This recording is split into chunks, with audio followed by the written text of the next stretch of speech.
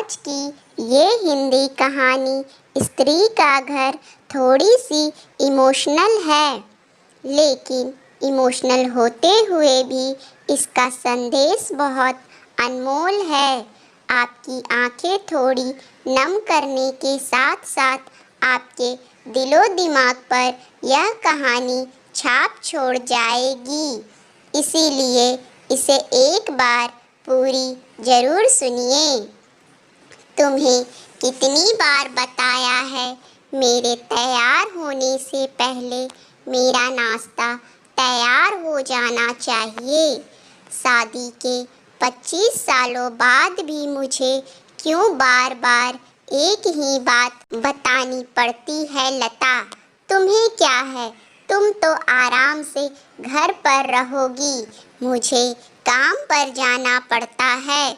तुम हो कि हमेशा बेवकूफ़ों जैसी हरकत करती हो। अगर तुम यह जानबूझकर करती हो तो याद रखना, मुझसे बुरा कोई नहीं होगा। आज भी प्रशांत का पारा चढ़ा हुआ था। इन कटु शब्दों से अपना गुस्सा उतारते हुए, गीला तौलिया कुर्सी पर फेंकते हुए प्रशांत गुस्से से लता की तरफ देखने लगा। लता के लिए प्रशांत का यह बेवजह का गुस्सा कोई नई बात नहीं थी। वह महीने में 3-4 बार ऐसे ही लता पर बरस पड़ता था। पहले पहले लता उसका विरोध किया करती थी, लेकिन जब कई सालों तक प्रशांत में कोई बदलाव नहीं दिखा तो लता ने खुद को ही बदल दिया। अब प्रशांत के कुछ भी कहने से लता को कोई फर्क नहीं पड़ता था। प्रशांत की हर बात वह चुपचाप सिर झुकाए सुन लेती थी। शादी के पहले 5 साल तक लता ने पूरी कोशिश की थी कि प्रशांत को बदला जाए, लेकिन फालतू का गुस्सा करना और बाद में लता को भला बुरा कहना यह मानो उसकी आदत जैसी बन गई थी। कोई भी वाद विवाद होता तो प्रशांत सीधा लता को बोल देता, अगर मैं तुम्हें अच्छा नहीं लगता तो क्यों नहीं चली जाती अपने मायके? क्यों रहती हो मेरे साथ? इतना सब कुछ होने के बावजूद लता प्रशांत के साथ रहती थी, क्योंकि उसे अपनी बेटी की फिक्र थी और वह जाती भी तो कहाँ। अपने बूढ़े हो चुके माँ बाप को इस उम्र में परेशान करना वह नहीं चाहती थी। समाज और लोग क्या कहेंगे, यह भी तो उसे देखना था। वह इतनी पढ़ी लिखी भी तो नहीं थी कि खुद जाकर कोई नौकरी कर सके और अपना और अपनी बेटी का पालन पोषण कर सके। लता को अब अपनी फिक्र नहीं थी। उसको फिक्र थी तो बस अपनी शादी लायक हो रही बेटी की। लता नहीं चाहती थी कि पति पत्नी के झगड़े की वजह से काव्या डिस्टर्ब हो, और काव्या की पढ़ाई पूरी हो चुकी थी। उसके लिए अब शादी के रिश्ते आने शुरू हो चुके थे। कई रिश्तों को काव्या ठुकरा चुकी थी। 2-3 महीने बाद एक अच्छा रिश्ता आया। रिश्तेदारों और पहचान के लोगों ने भी लड़के के बहुत गुणगान किए थे। प्रशांत एक शाम अपनी बेटी के पास बैठकर उसे बताने लगा, काव्या बहुत अच्छा लड़का है, पढ़ा लिखा है, बड़ा घर है, बहुत अच्छी नौकरी है। ऐसे रिश्ते बार बार नहीं आते बेटा, इस बार मना मत करना। काव्या अपने पिता से ज़्यादा बात नहीं करती थी। शायद डरती थी या शायद नफरत करती थी, लेकिन आज वो अपनी पूरी हिम्मत इकट्ठा कर बोली, मुझे अभी शादी नहीं करना है पापा। मैं नौकरी करना चाहती हूँ, खुद अपने पैरों पर खड़ी होना चाहती हूँ। हाँ, तो उसमें क्या बड़ी बात है। मैंने लड़के से बात की है, वह तुम्हें किसी बात के लिए नहीं रोकेगा। तुम शादी के बाद भी नौकरी कर सकती हो, वह तुम्हें नौकरी के लिए परमिशन दे देगा। प्रशांत बोला, मेरा नौकरी करना या ना करना उसकी परमिशन पर क्यों डिपेंड रहेगा पापा? काव्या ने पूछा। मैं कह रहा हूँ ना, तुम्हें किसी भी चीज़ की कमी नहीं होगी वहाँ। ऐसे रिश्ते बार बार नहीं आते, इसे ठुकरा मत, बहुत खुश रहोगी तुम वहाँ। प्रशांत बोला। पापा, क्या मैं उतनी ही खुश रहूँगी जितनी मम्मी इस घर में खुश है? काव्या ने तंज कसते हुए कहा। आज तुम्हारी जबान कुछ ज़्यादा नहीं चल रही? प्रशांत गुस्से से आंखें बड़ी करते हुए बोला। पापा, मुझे शादी ही नहीं करनी है, क्योंकि शादी के बाद अगर वह लड़का आपके जैसा निकला तो मैं क्या करूँगी?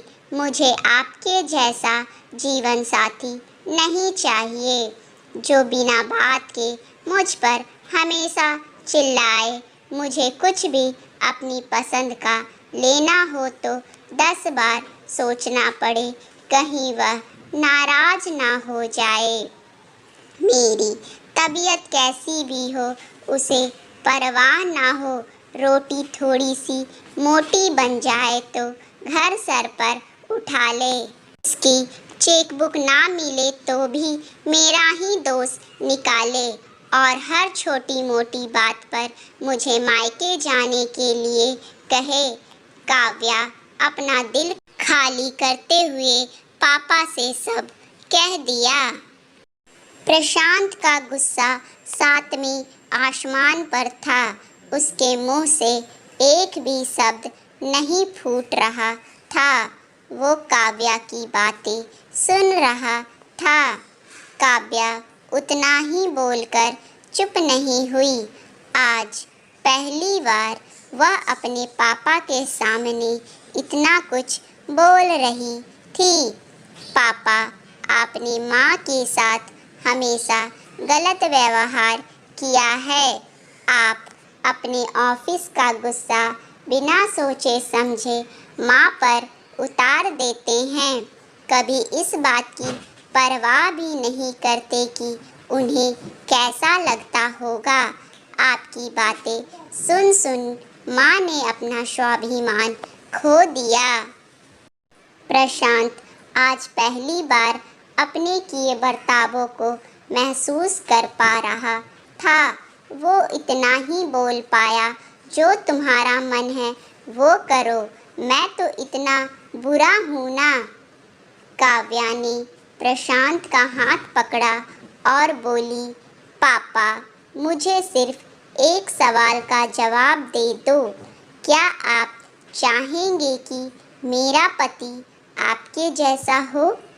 अगर आप जवाब हाँ है तो कर दीजिए मेरा रिश्ता आज ही, और ना है तो मुझे आत्मनिर्भर बनने दीजिए।